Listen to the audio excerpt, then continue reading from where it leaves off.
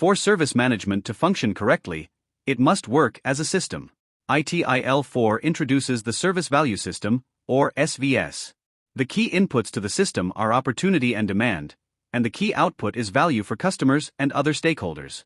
The ITIL SVS describes how all the components and activities of the organization work together as a system to enable value creation.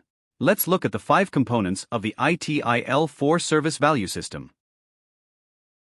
The 7 ITIL guiding principles are recommendations that can guide an organization in all circumstances, regardless of changes in its goals, strategies, type of work, or management structure. We'll detail these in another video. Governance is how an organization is directed and controlled. Governance activities enable organizations to continually align their operations with the strategic direction set by the governing body.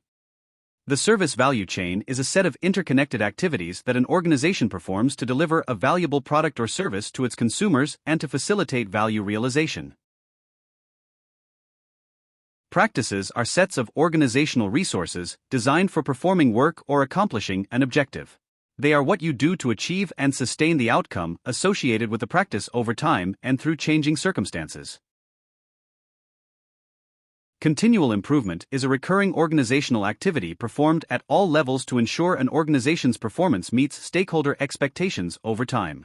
ITIL 4 supports continual improvement with the ITIL Continual Improvement Model, a slight revamp of the ITIL V3 continual improvement approach that starts with what is the vision,